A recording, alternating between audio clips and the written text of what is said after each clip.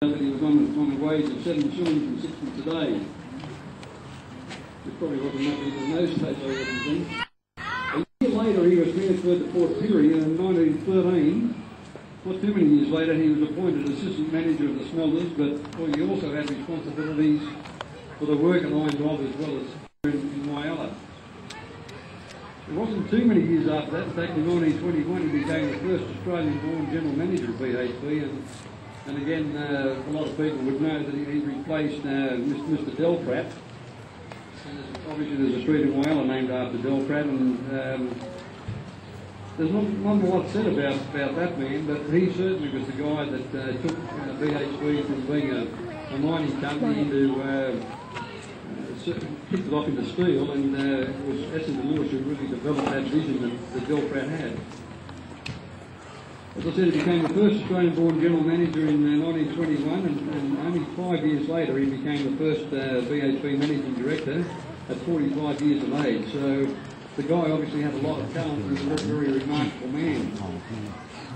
Essendon Lewis, stories about him abound everywhere. He set very high standards and he expected everyone to match up to them. He regarded orderliness as a real virtue. And it's just an aside, I suppose, to some extent, but it's claimed that he was the inventor of the so-called shadow board, and a lot of us would know what a shadow board is, and a device to keep workshops neat and tidy.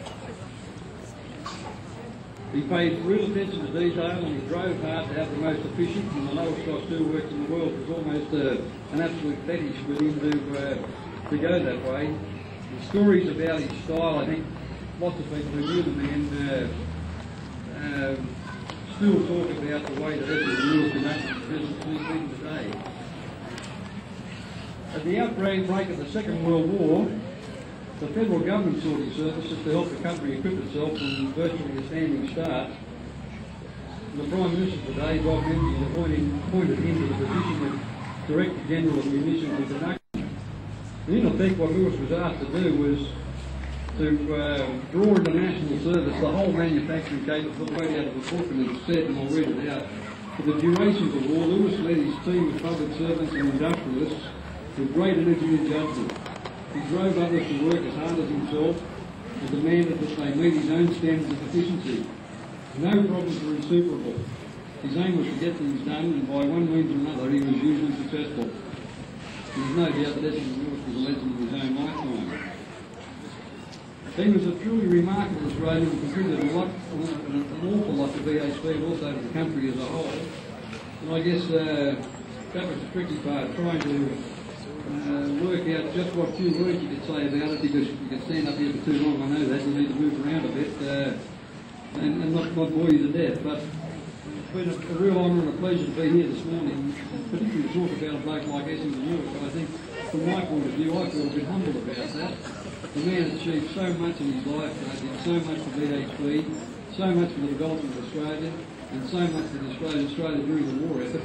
And what's more, he's a damn good South Australian. I mean, where else would you want to come from? So, with that, it's my great pleasure to officially reopen the Essendon Lewis Memorial Library. Thanks very much.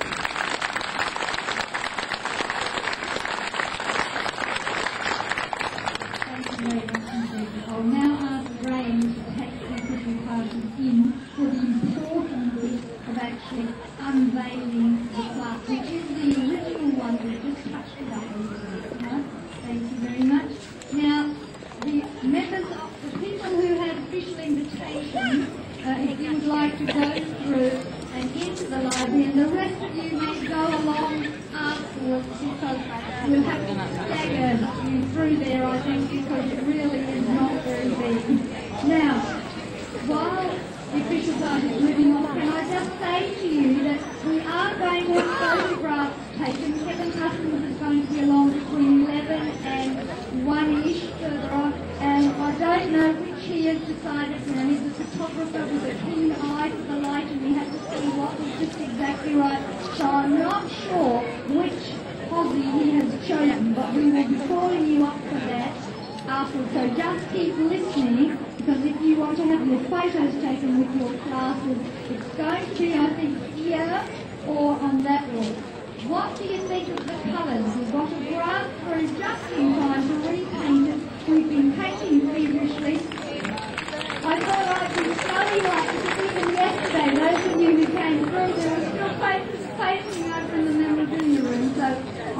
paint's all dry by now.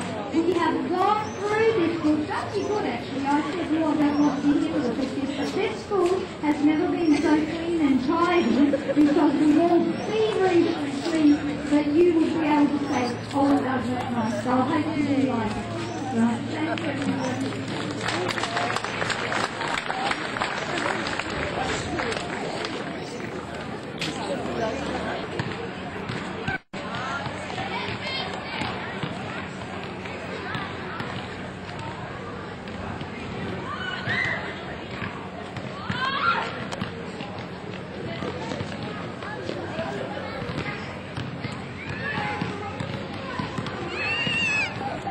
What?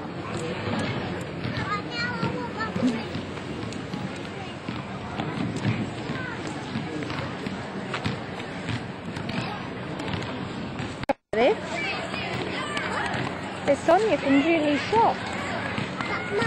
What?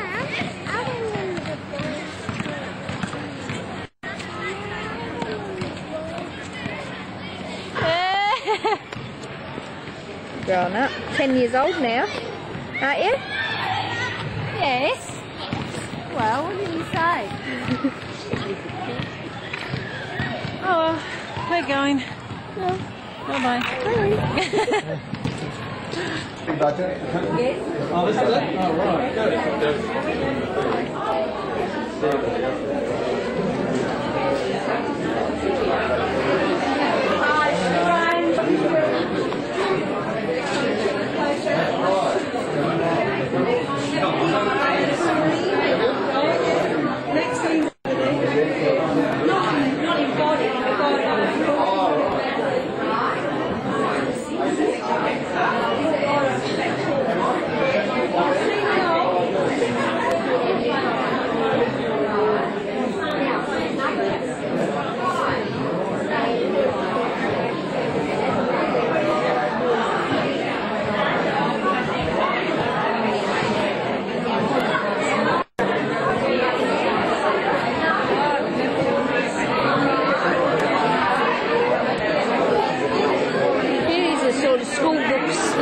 I used to use when I came in.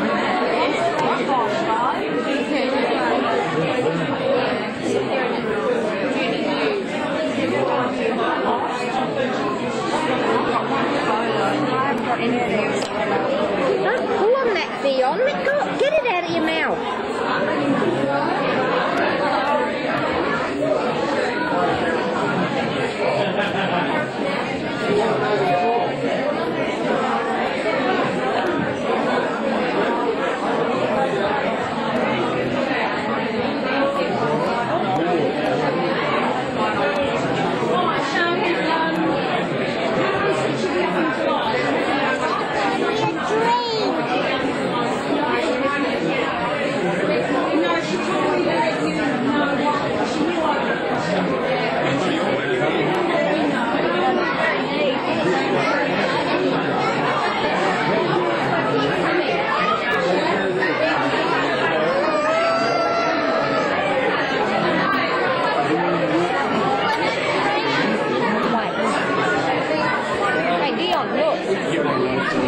These are the sort of readers who used to read. They were our readers. A bit different to yours, aren't they?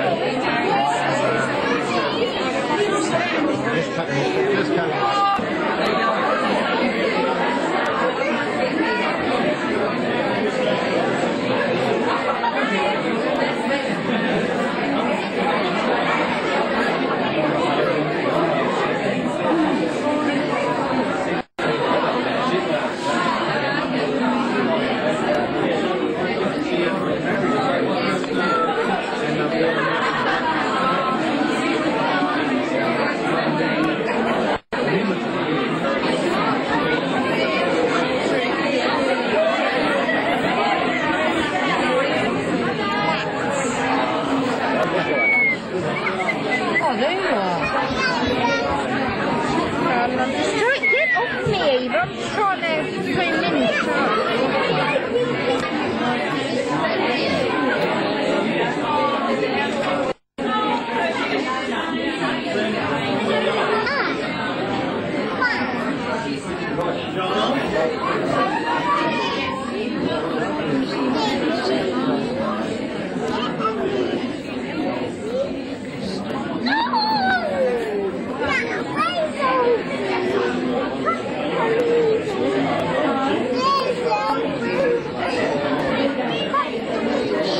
If you kids are going to muck around, get outside, please.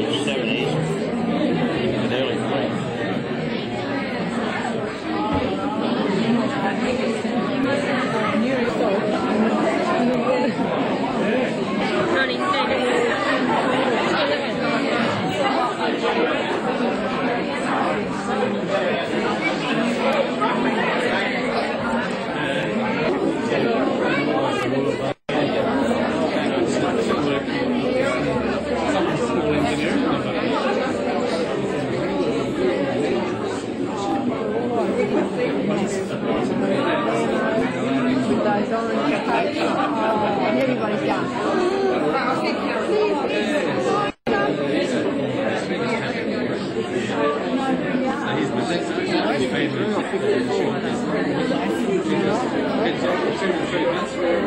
He's